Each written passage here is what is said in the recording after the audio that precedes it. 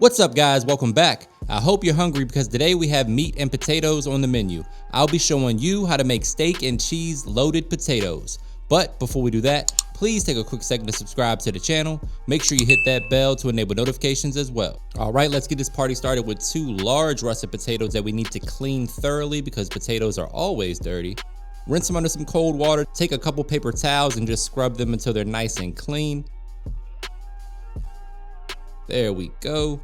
Once that's done, we're gonna grab a fork or a knife and put some holes in these potatoes. That helps steam escape from the potatoes during the cooking process and avoids any potential explosions in your microwave or your oven. Today we'll be doing these in the oven at about 375 degrees for about 45 minutes or so. You can do these in the microwave if you're in a rush. Either way, they'll come out delicious. Here I have my little mini baking sheet with a wire rack. We're gonna add a little bit of avocado oil to these bad boys to make sure we keep them nice and lubricated. Rub the oil on the potatoes. That's gonna help the skin get nice and crispy. I love eating the potato skin, so this just ensures that it's nice and delicious. Hit it with a little bit of salt and pepper. That's going in the oven for about 45 to 60 minutes depending on the size of your potatoes, and that gives us time to prep our veggies. Here we have a red and a green bell pepper. We're gonna cut the tops off of the bell pepper as you see me doing here, and just slice around the core, leaving the seeds intact for an easier cleanup. There we go, looking good. I like to use the red and the green, but it doesn't really matter. They taste about the same. I just like the visual effect of having the 2 different colors there. And just chop them up into bite-sized pieces, about the same size as the steak that we're gonna cook here in just a minute. There we go.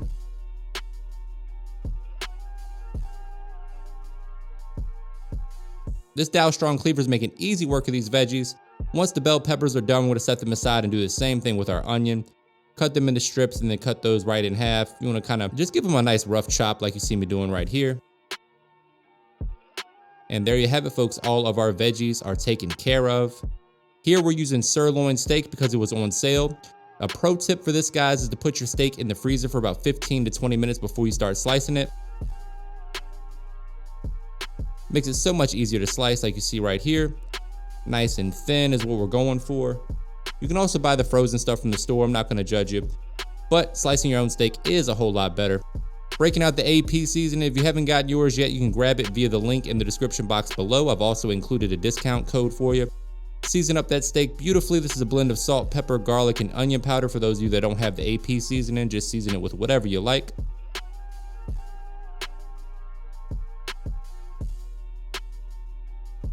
This is how our potatoes are looking. We're checking for tenderness here with a food thermometer. Just make sure that it goes in and out like a hot knife through butter.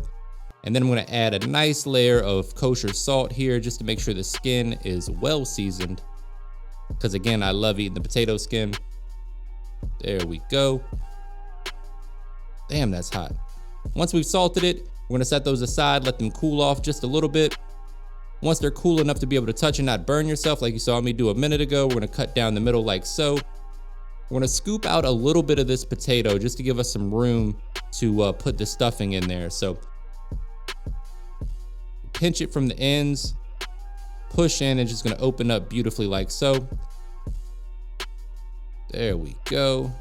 That's a perfect baked potato right there, people. And again, we're just gonna scoop out some of the inside just to give us some room to add all of that delicious steak and cheese and bell pepper and onion, all that good stuff.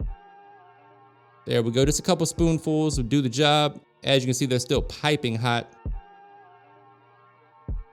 Gonna season the inside as well with a little all-purpose seasoning or a little salt and pepper, whatever you got is fine. Also gonna go in with about a tablespoon of butter into each potato because why the hell not? Butter is damn delicious. There we go. All right, people, moving on to making our steak and cheese. We're gonna heat our skillet over medium heat, add a little avocado oil. Also gonna add in the onion and the bell pepper, followed by a little all-purpose seasoning. Give that a nice mix and saute that for 3 to 4 minutes or until it gets nice and tender. I like my veggies to still have a little bit of a bite to them, so you can cook yours however you like. If you want them super tender, maybe cook them 6 or 7 minutes. Once the veggies get a head start, we're going in with that steak because that doesn't take long to cook at all. And then we're going in with a teaspoon or 2 of worst word in the world sauce, or worcestershire, however the hell you say it. There we go. Let's cook that until your steak is fully cooked. This is how we're looking after a few minutes. Now is when my lactose intolerant folks need to cover their eyes because we're about to go down with copious amounts of provolone cheese. 3 to 4 slices per serving because we're here for a good time, not a long time. Once you've added the cheese, you want to cover it with a lid or aluminum foil just to allow it to steam and kind of melt like you see right here.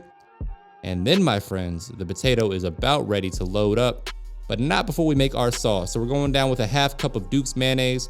As always, guys, specific measurements and ingredients can be found in the description box below, so don't forget to check that out. 1 teaspoon of horseradish, a couple tablespoons of ketchup, a little worst word in the world sauce, a few dashes of that, and of course some all-purpose seasoning, salt, pepper, garlic, onion powder that goes good on just about everything. Quick pinch of sugar, and then we're gonna break out the whisk and mix to combine everything. This is gonna be our sauce that we're gonna throw on top of these loaded potatoes. Put that in a squirt bottle for later. You can get the squirt bottles on Amazon. That way you can have a little pretty presentation situation. And then load them up until your heart is content. Fully loaded steak and cheese baked potato going down with that delicious sauce that we just made. We gotta dice up some parsley for a pop of color. Hit you guys with a couple trademark money shots. There's that parsley. Make it look nice and pretty for the thumbnail. Oh my goodness, that looks good. Where's my fork? That counts as food porn, my friends. You see the steam coming off that potato? Oh man, time for the moment of truth. Let's go in and give this a taste test, see what we got. A beautiful cheese pull. Oh man, sometimes you just nail it. Let's see what we got. Damn, that's good.